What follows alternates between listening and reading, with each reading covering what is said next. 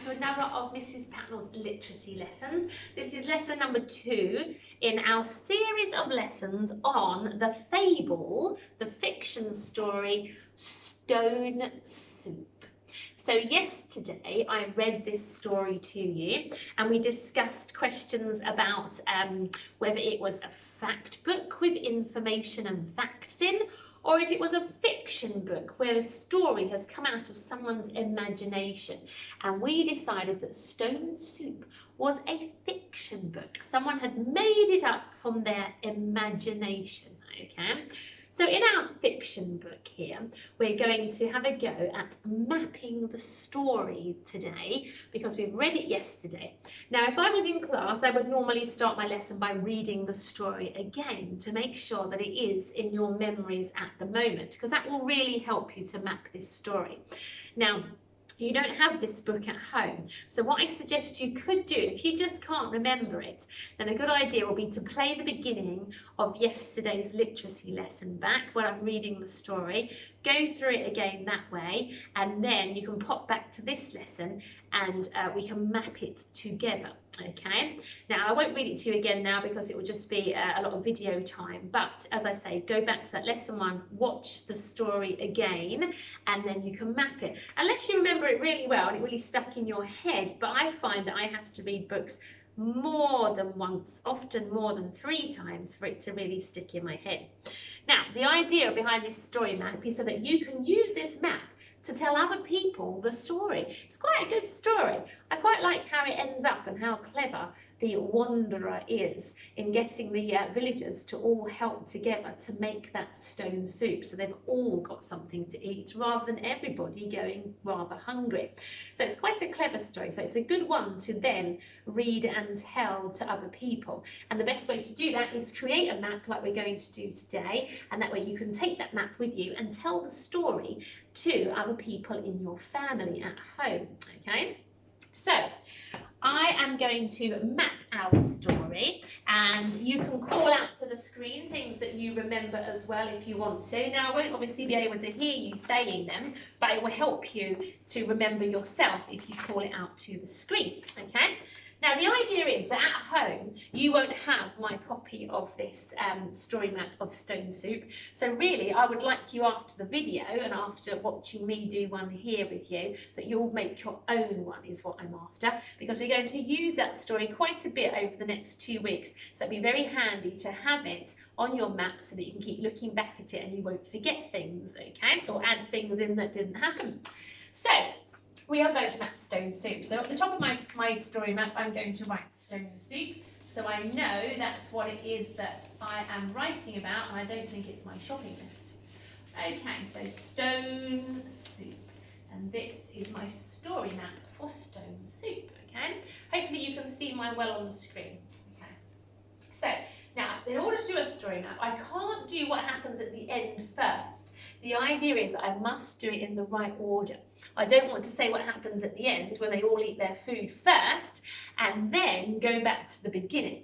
Sometimes that's how we remember books when we are telling them to other people. So it's a good idea to have this map so you remember it in the right order, okay?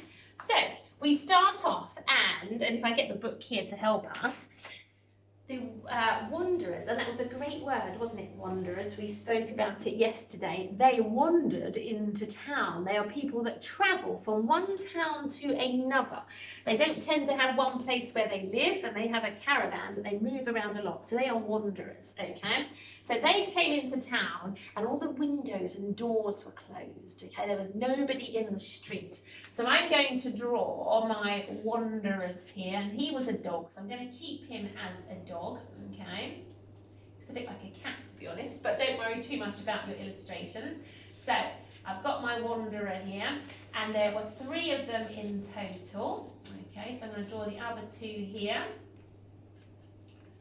and all the windows and doors were closed. So I'm going to draw a house here to remind me, with its door closed and its windows without the curtains open, that nobody was opening the doors, okay? At first it was very quiet and there were no lights and no people, okay?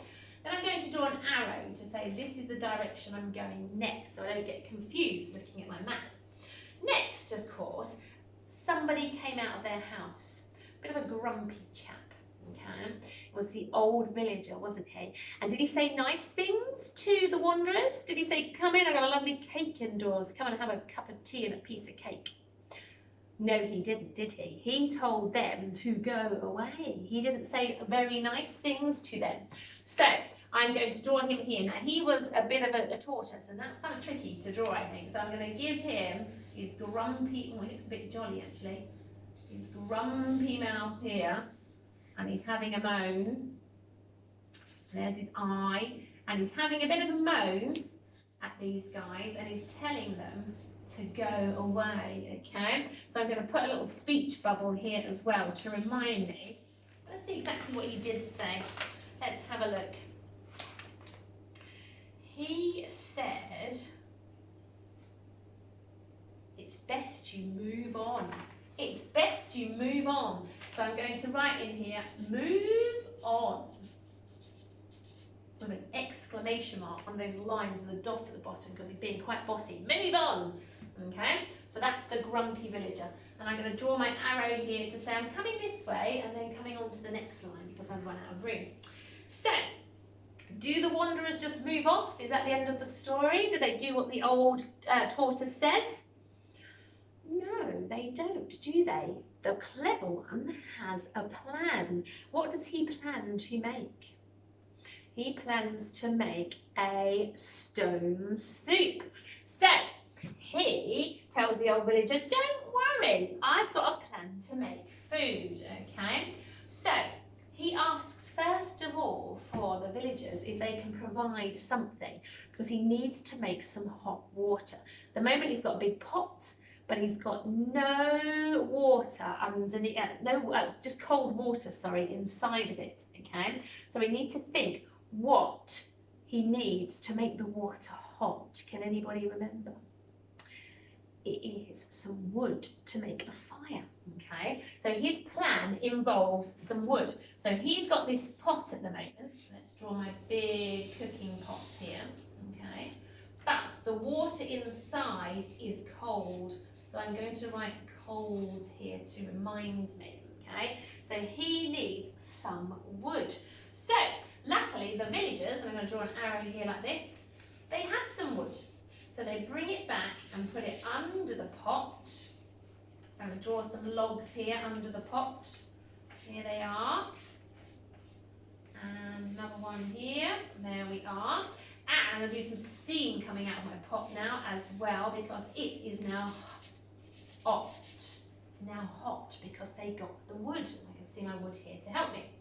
Okay, I'm going to draw my arrow next onto the next bit, okay? So now they decide that the water is bubbling. It's time to put in that special ingredient that the wanderers came with. And that was, of course, the stone.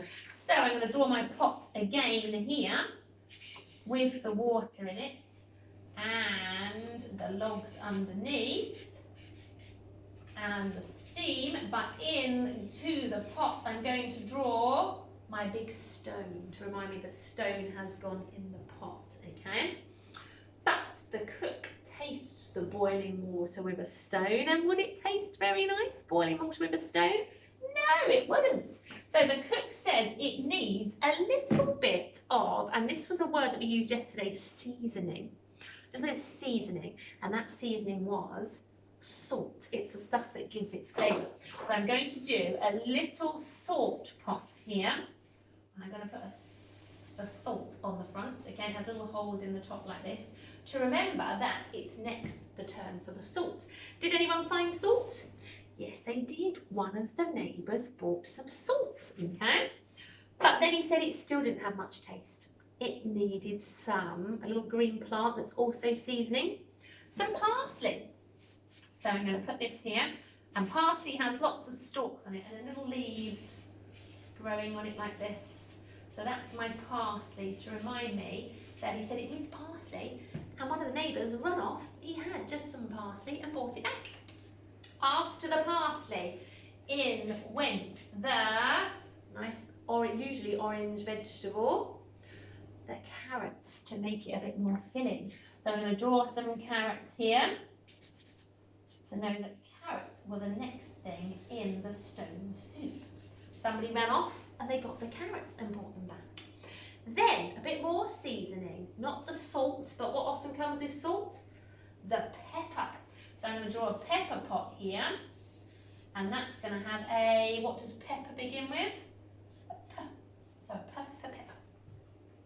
Then, after the pepper, this is when it was almost ready, but it needed one more ingredient, one big ingredient that someone wasn't going to bring straight away, someone a little bit grumpy. It was an onion, absolutely. And it was the grumpy tortoise that had the onion. So he went and got one of the biggest onions ever to be seen. I'm going to draw some lines on it like this to look like an onion skin. And it was a massive onion. And he didn't tell anybody about it for ages, but finally even he gave up and decided he would join in and help and got his big onion. Okay, so when it was done and all the ingredients were in the pot, what did everybody do? They ate it, didn't they? So I'm going to put lots of bowls of soup here, and there's a spoon coming out, and then I'm going to do lots of happy faces eating the soup. And they also did something else as well after they'd eaten all the food. Do you remember what they did? They had a bit of a party. They had a dance. So I'm going to draw some people here having a jig. There they are, and looking rather happy about it. And I'll do some dancey moves coming out of them. So they ate the soup together and then had a party together, which was much nicer than just sitting at home being grumpy.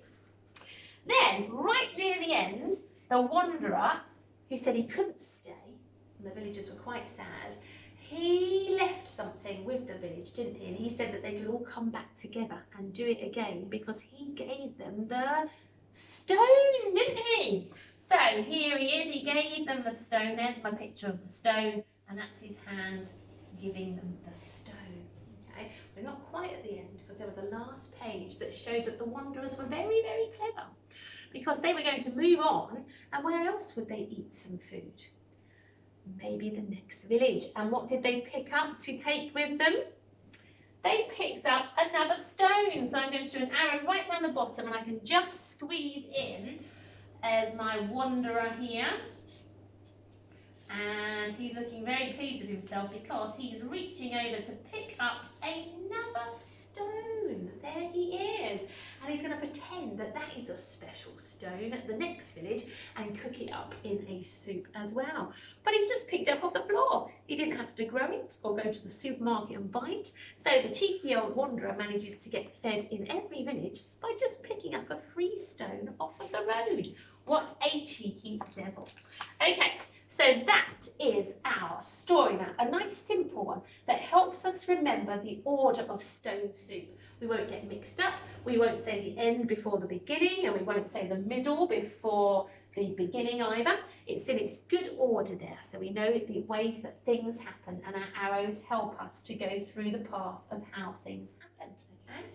Now, you can pause the video, you can zoom in on my map and you can copy it at home so you've got your own one. But I think probably now you're starting to remember and can have a go at writing your own map with your own pictures, okay? Keep them quite small on your piece of paper. Don't get one bit of paper and draw the whole first picture on the whole bit because you need to think about all these little pictures you've got to fit in. I suggest getting quite a big piece of paper, okay, because a little ordinary size bit you're going to run out of room. So try and get a nice big bit of paper or anything you've got lying around that you can write lots of your pictures on to do your story map, okay? If you need to come back to the video and look at this map to help you, then do so because you don't want to forget really important things like the wood under the fire and that the miserable villager bought the big onion, so important things like that. So come back to this video to help you to remember if you need to. So hopefully when I see you for the third lesson, you will have your story map already done and we can move on to the next step in our plan with stone soup. Okay guys, have a lovely evening and I will see you again tomorrow. Bye bye.